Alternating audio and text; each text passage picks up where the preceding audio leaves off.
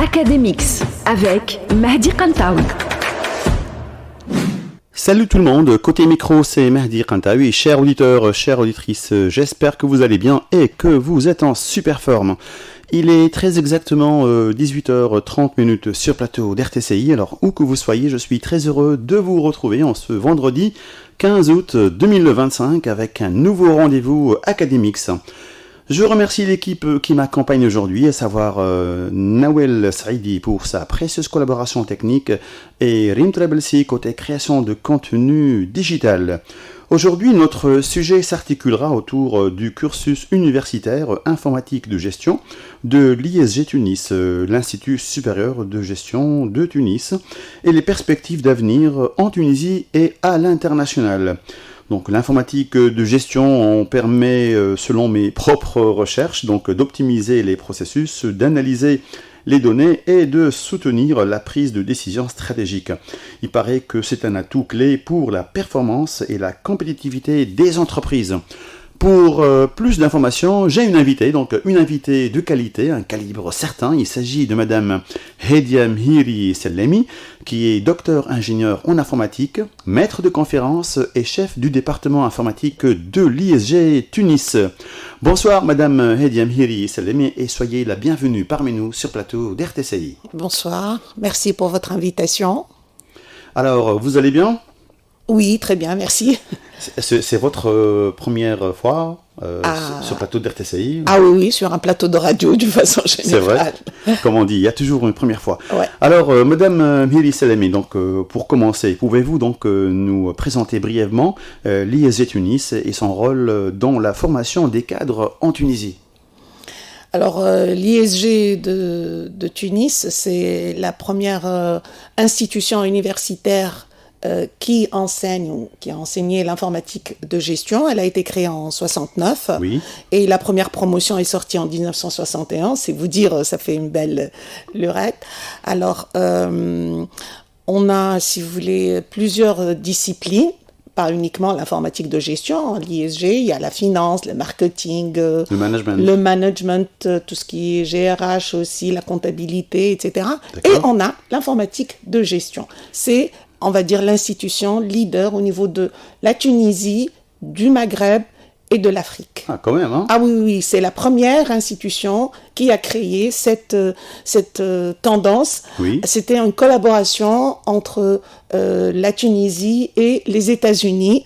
Ils cherchaient à créer un projet, etc. Il y avait aussi un leader, un enseignant qui a fait ses études aux USA. Et, oui, qu'on peut citer, hein. Si vous vous rappelez. Sirmerm, justement, ça D'accord. a été évoqué, à la paix à son âme, ça a été évoqué justement lors de ça fait quelques jours, lors de la 50e rencontre des anciens de l'ISG. C'est vous dire que l'association des anciens, ça fait déjà 50 ans. Que dire de l'ISG? D'accord. Et donc, justement, ça a commencé avec une orientation essentiellement américaine. Oui. Dans les différentes disciplines. Et pour le département d'informatique de gestion... Voilà. Pouvez-vous donc nous dire comment est structuré, donc, surtout donc, le département informatique au sein de l'ISG Tunis? Oui, en fait, ça a commencé avec des collaborations aussi bien américaines que françaises. Actuellement, donc, je vous ai dit, on a plusieurs départements au niveau de l'ISG. Le département d'informatique de gestion, on a actuellement 27 enseignants permanents, des contractuels, des experts, des contrats avec des experts, des PES aussi et des vacataires. On reçoit généralement en première année à peu près, on va dire 180 étudiants, les nouveaux bacheliers. D'accord. Et très souvent, on a des diplômés au niveau de la licence, on va dire 150 étudiants qui reçoivent leur diplôme. Et ces nouveaux bacheliers, ils sont de quelle spécialité? Alors, essentiellement, on a c'est des bacheliers en mathématiques, en gestion. Oui, en sciences expérimentales peut-être aussi. En sciences expérimentales et aussi en sciences de gestion. Sciences de gestion et aussi en technologie. D'accord. Technique, voilà, bac technique. Bac technique. Oui. Alors. C'est vous dire que, on est plus ou moins ouvert. C'est vrai qu'il y a quand même des bonus pour ceux qui ont fait des mathématiques, etc., etc.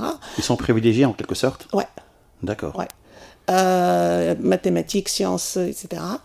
Mais on arrive quand même, à partir de cette diversité, à avoir un résultat assez intéressant, c'est-à-dire l'output. On a des étudiants qui sont formatés, on va dire, informatique de gestion. Très bien. Alors, qu'est-ce que la spécialité informatique de gestion? Donc, exactement en quoi se distingue-t-elle donc des autres filières informatiques? Oui, vous l'avez bien introduite, la spécialité au début. C'est vrai qu'elle a évolué un petit peu. Dans le temps, oui. Voilà. Mais quand on dit informatique de gestion, c'est préparer des cadres à une bonne intégration au niveau de l'entreprise. Donc déjà, l'idée de l'entreprise, comment ça marche, etc., ça c'est le côté gestion. Oui. Et puis le côté informatique, tout ce qui est nécessaire dans l'entreprise, mais pas uniquement, hein. On a des étudiants qui travaillent aussi dans l'industrie, etc. Mais c'est essentiellement lié à tout ce qui est système d'information. Oui. Comment bien exploiter ces systèmes d'information, comment faire en sorte que ça fonctionne bien sur tous les aspects, une bonne exploitation, une bonne décision à partir des données qu'on a, assurer la sécurité aussi de ces systèmes d'information, et puis aider, si vous voulez, dans le futur et améliorer la performance d'une entreprise. Et donc c'est pour cela que ces étudiants ont à la fois une casquette de gestionnaires, on va dire. Ce ne sont pas de vrais gestionnaires, oui, mais ils ont la culture de gestion, parce qu'une fois dans l'entreprise, ce n'est pas la peine de leur inculquer ces concepts. Ils les connaissent déjà et ils ont un background en informatique qu'ils vont adapter selon le contexte. D'ailleurs, nous avons, si vous voulez, quand ils entrent les étudiants, ils suivent 1 année et demie, donc le premier semestre, le second semestre et le troisième semestre, des troncs en commun, des modules, justement, des modules comme l'algorithmique, des modules comme le... Justement, donc j'allais vous poser la question, donc pour le cursus de licence en informatique, de gestion, parlez-nous un peu donc du contenu, des matières et surtout donc des compétences visées. Oui, justement. Je vous ai dit de l'informatique, de l'algorithmique, système d'exploitation, comment fonctionne la machine, les réseaux. Aussi, ils ont des matières relatives à la comptabilité générale, les principes de gestion, les soft skills, les langues. Ça, c'est essentiellement en première année. Et dans les autres années aussi, il y a les principes de programmation orientée objet, l'environnement ou les outils utilisés dans l'entreprise, comme les ERP, comme, si vous voulez... Les systèmes d'information en général. Les systèmes d'information, comment les exploiter, les différents éléments, d'accord. Et puis, on a aussi, donc ça, c'est la première et la deuxième année, les bases de données aussi, etc. Et à la fin du premier semestre, il y a une orientation. On a 2 grandes sections, Business Information et puis Business Intelligence, c'est BI, et Business Information System. Et donc, ce sont 2, on va dire, filières, mais qui ont plusieurs modules en commun, mais quelques modules pour les distinguer. Par exemple, le Business Intelligence, ce sont essentiellement des étudiants qui vont travailler sur les big data, qui vont travailler... Les 2 travaillent sur les bases de données, mais c'est comment exploiter tout ce qui est big data, comment aussi le processus décisionnel, il y a une initiation au processus décisionnel, comment élaborer des tableaux de bord pour justement l'approche décisionnelle, etc. Et le BIS, Business Information System, c'est un profil qui va à la fois intégrer et créer des environnements ou des outils au sein de l'entreprise. Je dis entreprise, mais ils sont aussi adaptables à d'autres environnements. Donc il y a un qui développe d'une façon générale les logiciels, etc., en fonction des besoins, ou qui adapte, ou qui intègre aussi des logiciels au sein de l'entreprise. Et il y a l'autre qui est plus ou moins accentué ou orienté IA, exploitation des données décisionnelles. Très bien. Alors les nouvelles technologies, donc ils ont une place très importante dans ce programme. Hein. Ah oui, donc l'intelligence artificielle, donc la data science et la cybersécurité, j'imagine. Et là, justement, ils ont une initiation au niveau de la cybersécurité. Et là, j'ai parlé essentiellement des programmes de la licence. Oui. D'accord. Donc, je vous ai dit, il y a 3 trimestres en commun, un trimestre dans lequel les étudiants, c'est-à-dire le 4e trimestre, vont choisir cette section.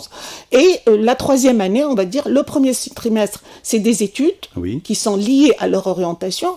Et le dernier trimestre, c'est un stage au niveau de l'entreprise. D'accord. Alors, une fois la licence obtenue, on a aussi des masters. C'est ça qui fait aussi, qui sont adaptés ou qui collectent l'output des licences. Oui. On a 4 Quel masters. genre de master? Voilà, on peut le citer. Voilà, on a 4 masters, un master de recherche et 3 masters professionnels. Alors, on a le master professionnel Data Science, Data Science for Business, DSB. Donc, le nom déjà indique, c'est essentiellement les techniques d'exploitation de Data Science, etc. et d'IA aussi. D'accord. Enterprise System Engineer, c'est un master qui prépare les étudiants à intégrer les softs et comment, si vous voulez, dans une entreprise, comment les exploiter, comment les améliorer, etc. Et puis, on a le 3e master pro, c'est SSI, Sécurité des systèmes d'information. C'est pour ça qu'on a abordé tout à l'heure l'aspect sécurité. Et puis, on a aussi un master de recherche, Intelligent Decision Making Strategy, IDS, qui est, si vous voulez, essentiellement axé tout ce qui est intelligence artificielle décisionnelle. Et bon, le titre, on va dire recherche, bon, ça va avec les recommandations institutionnelles, mais je peux vous assurer que tous ces 4 masters, les étudiants qui obtiennent leur diplôme à partir de ces 4 masters sont demandés sur le marché d'emploi. Voilà. Ils sont vraiment demandés, parce que la tendance, c'est que quand on est un master pro, ok, on va travailler. Mais même notre master de recherche on peut facilement travailler dans les entreprises, dans les banques, et ils sont vraiment très demandés. Je vais... on n'a pas encore d'étudiants qui qui ne trouvent pas de job jusqu'au mois de décembre. Non, généralement au mois de décembre, ils sont tous plus ou moins casés dans leur entreprise. Parce que c'est quoi? C'est à partir de la licence, on voit un petit peu l'entreprise, on a un contact. Certains sont retenus, certains, si vous voulez... Ah d'accord, voilà. Donc tout dépend donc du stage. Donc vous avez des stages obligatoires, j'imagine, dans le cursus. Comment ces stages sont-ils organisés et quel rôle jouent-ils dans l'insertion professionnelle? Justement, les stages, je vous ai dit, le dernier semestre, on a 3 ans, donc le dernier semestre, c'est un stage obligatoire. Ils passent leurs examens au mois de janvier, et à partir de fin janvier, ils intègrent des entreprises, différents types d'entreprises avec différents sujets. Donc le stage obligatoire, il est de combien? De 2, 3 mois? 3 mois. 3 mois, je vous ai dit, bon, normalement fin janvier, donc février, mars, avril, mai, donc ils soutiennent généralement fin mai, enfin on va dire, ils déposent leur mémoire, d'accord. C'est un stage obligatoire.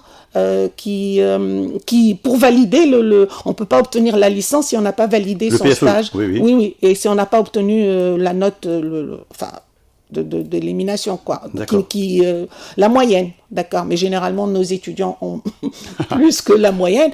Et dans ces stages, en fait, il y a plusieurs entreprises qui demandent vraiment, et qui parfois découvrent aussi la qualité de nos étudiants. Récemment, dans les soutenances, il y a eu Orange qui a dit vraiment... Il ne faut pas faire des citations. Il y a plusieurs entreprises qui, lors des nationales et internationales, qui justement, nationales et internationales qui sont localisées ici, qui demandent, mais vraiment, on découvre, enfin, ceux qui renouvellent, d'accord, donc c'est avec nos étudiants.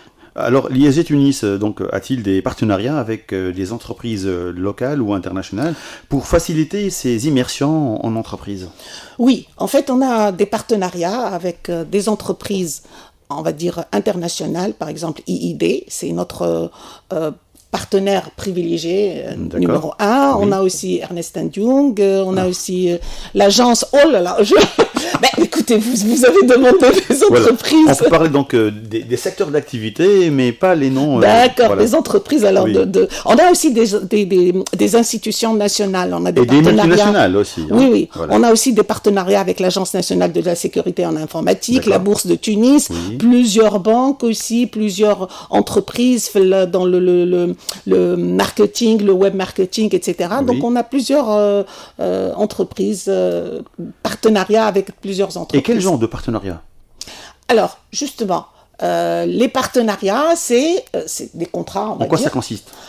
C'est privilégier ces entreprises Oui, dans les stages d'accord. de nos étudiants.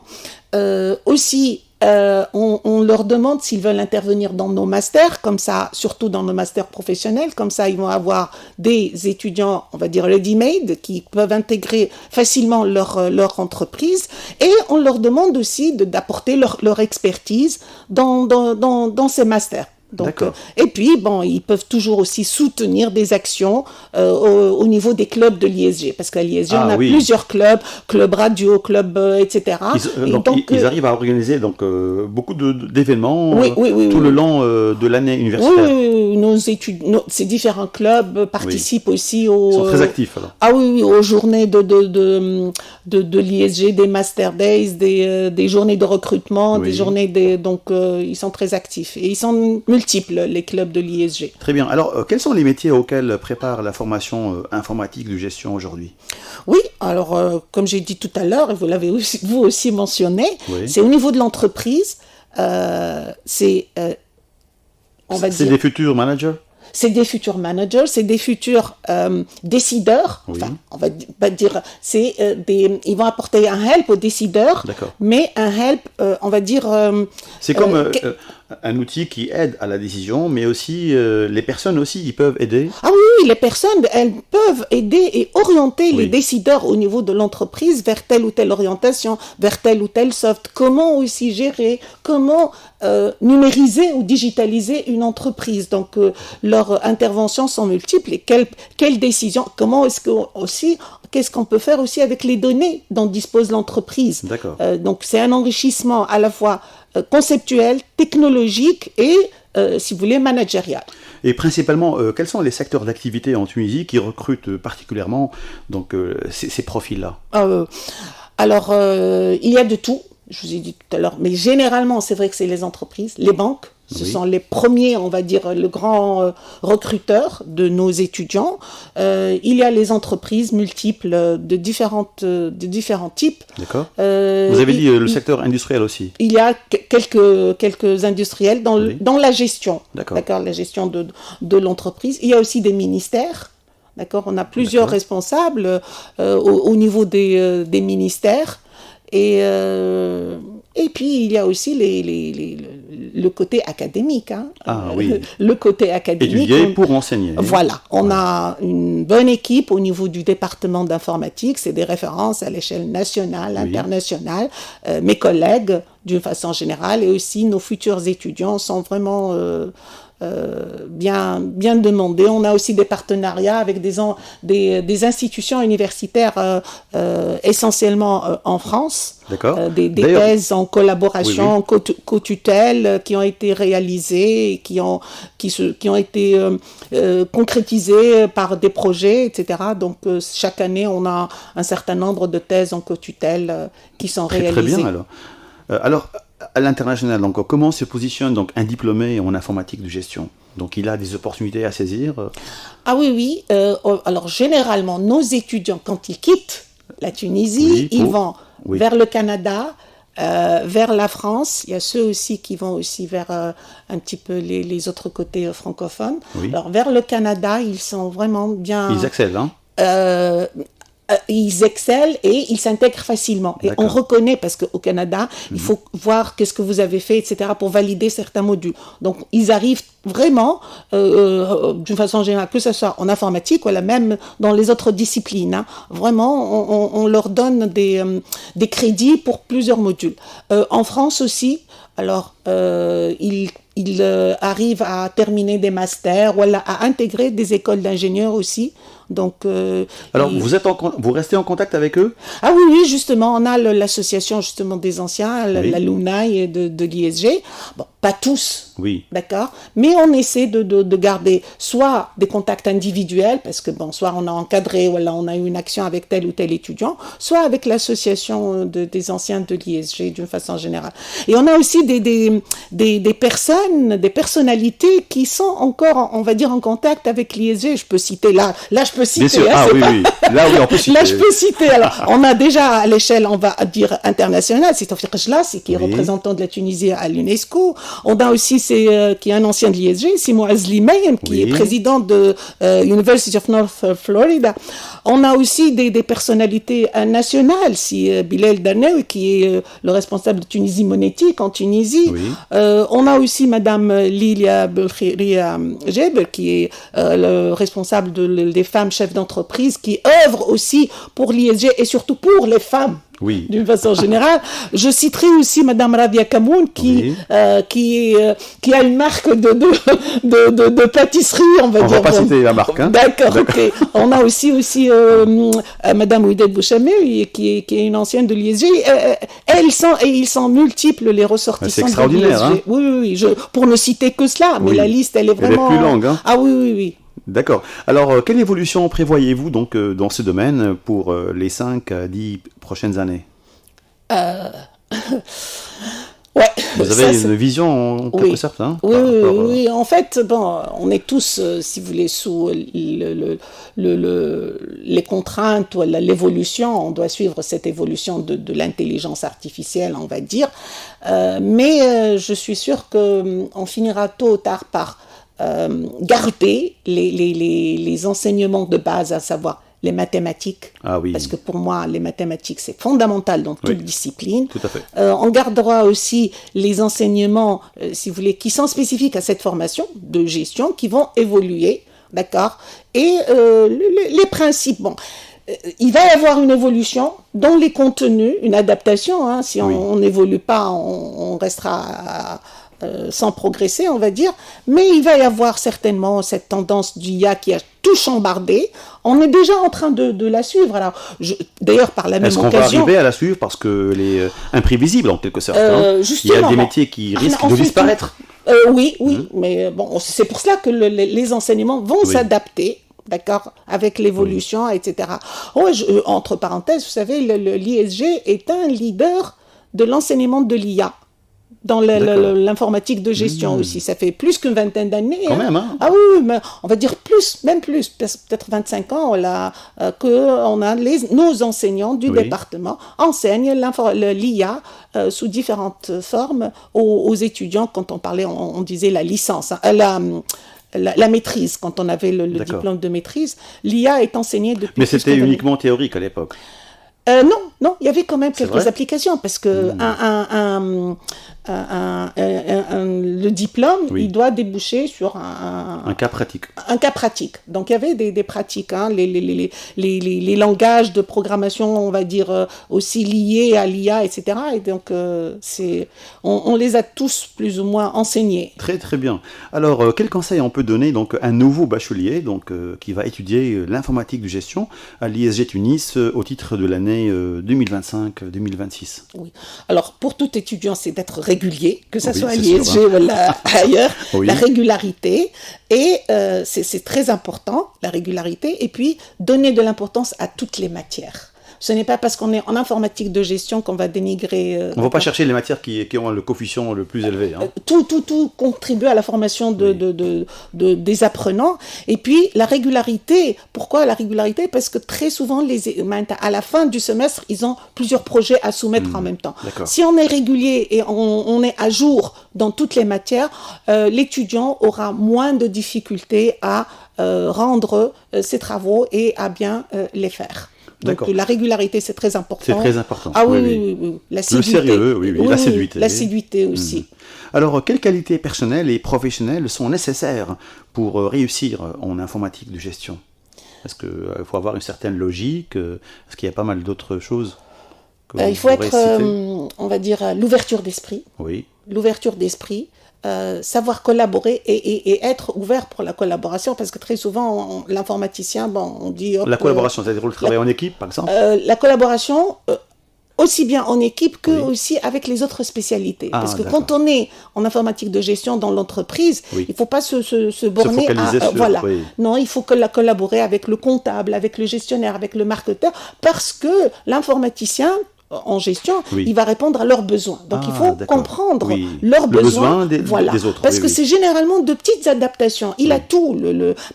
Dans une bonne entreprise qui a un bon système d'information, on a tout. Mais c'est à l'informaticien de répondre aux besoins de ces différents intervenants dans l'entreprise. Donc c'est très important. Et puis d'être up-to-date, parce que l'informatique évolue. Il faut suivre l'évolution. Donc, oui. Voilà. Un rythme incroyable. Hein. Ah oui. C'est ça notre problème en informatique, c'est que ça évolue très rapidement. Et donc on est tout le temps en train d'essayer de suivre. D'essayer de suivre, voilà. Justement.